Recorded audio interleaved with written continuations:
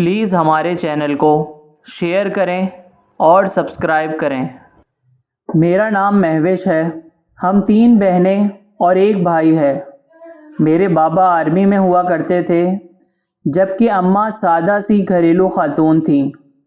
میں انٹر میں تھی تو بابا نے اماں کی خواہش پر بڑا گھر لے لیا۔ 2 منزلہ یہ بنگلہ نہایت خوبصورت تھا۔ نیچے والے حصے میں 3 بیڈ روم، بڑا سا ٹی وی لاؤنج اور ڈرائنگ روم اور باورچی خانہ تھا، جبکہ اوپری حصے میں 2 bed room, T V lounge اور 1 اسٹڈی روم تھا۔ چھوٹا سا باغیچہ تھا۔ ہم تینوں بہنوں نے اوپر والے بیڈ روم لیے، جبکہ نیچے میرا بھائی اماں بابا کے ساتھ رہتا تھا۔ ہم تینوں بہنیں چونکہ کافی ڈرپوک ہیں تو ہم ایک ساتھ ایک بیڈ روم میں سوتی تھیں۔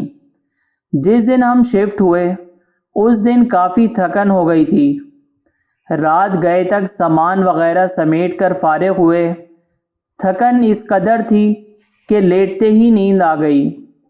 ابھی سوئے زیادہ دیر نہیں ہوئی تھی کہ مجھے نیند میں ایسا لگا کہ کوئی باہر دروازہ بجا رہا ہے۔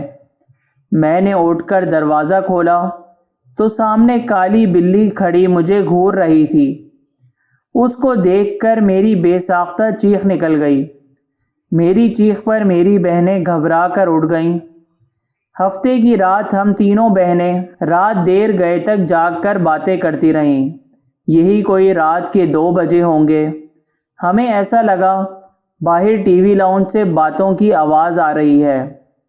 اس وقت کون ہو سکتا ہے؟ ہم بولتے ہوئے کمرے کا دروازہ کھول کر جیسے ہی باہر آئے تو ایسا معلوم ہوا جیسے یہ باتوں کی آواز باورچی خانے سے آ رہی تھی۔ باورچی خانے میں ہم نے جھانکا تو وہ کالی بلی سامنے کاؤنٹر پر بیٹھی نظر آئی۔ ہمیں دیکھ کر اس نے چھلانگ لگائی اور سامنے کمرے میں گھس گئی۔ اس بات کا ذکر ہم نے اگلے دن امی سے کیا، جس پر وہ الٹا ہمیں ڈانٹنے لگیں کہ جلدی سویا کرو۔ اتوار کو خالہ اپنی فیملی کے ساتھ ہمارے گھر ملنے آئی تھیں۔ رات کو دیر سے وہ اپنے گھر گئیں تو نیچے ٹی وی لاؤنج میں رکھے تخت پر بیٹھے ہم تینوں بہنیں اور امی باتیں کر رہے تھے، جبکہ ابو اور حارث سونے جا چکے تھے کہ امی کی نظر لاؤنج سے جاتی سیڑھیوں پر پڑی۔ ارے مہوش بیٹا، اوپر دیکھو کوئی بچہ رہ گیا۔ خالہ کے چھوٹے چھوٹے بچے تھے، کافی شرارتی سے۔ امی کو لگا کہ کوئی بچہ اوپر نہ رہ گیا ہو۔ امی کی بات پر ہماری نظر بھی اوپر کی جاتی سیڑھیوں پر اٹھی تو دیوار پر چھوٹے بچے کا سایہ نظر آیا۔ میں اٹھ کر اوپر جا کر دیکھنے لگی، مگر وہاں کوئی بھی نہیں تھا، جس پر میں خوفزدہ ہو کر تیزی سے نیچے آ گئی۔ جب میں نے امی کو بتایا کہ اوپر تو کوئی بھی نہیں تو امی بھی چپ سی ہو گئیں۔ ہم سب ہی حیران تھے کہ جب اوپر بچہ نہیں تھا تو وہ سایہ کس کا تھا۔ کچھ دنوں بعد بات آئی گئی ہو گئی۔ ہم سب گھر والوں کو کزن کی شادی میں اسلام آباد جانا تھا۔ 2 ہفتوں بعد ہم واپس جب گھر آئے تو بڑی عجیب حیرت ہوئی۔ پورا گھر شیشے کی مانند چمک رہا تھا۔ ایسا لگ رہا تھا کہ روز گھر کی صفائی ہوتی رہی ہو۔ ہمیں یہ سب دیکھ کر بڑی حیرانی ہو رہی تھی۔ میں منہ دھونے کی غرض سے غسل خانے میں گئی تو غسل خانے کا گیلا فرش دیکھ کر مجھے حیرت کا دھچکا لگا۔ ایسا لگ رہا تھا جیسے کسی نے غسل خانہ استعمال کیا ہو۔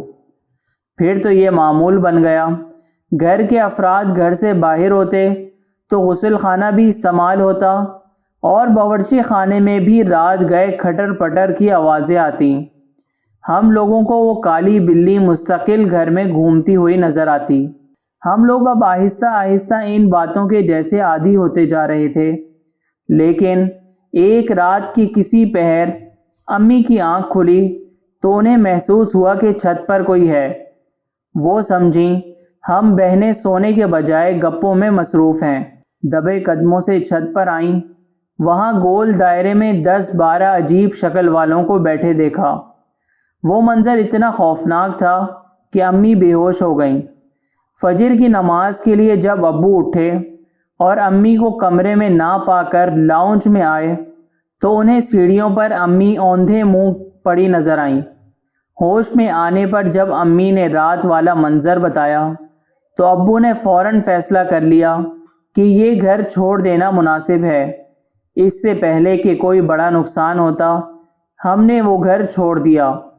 آج اتنے برس بعد بھی سوچو تو خوف کی سرد لہر ہمارے جسموں میں دوڑ جاتی ہے کہ ہم 6 ماہ جس کو بلی سمجھتے رہے در حقیقت وہ ایک جن تھا۔ پلیز ہمارے چینل کو شیئر کریں اور سبسکرائب کریں۔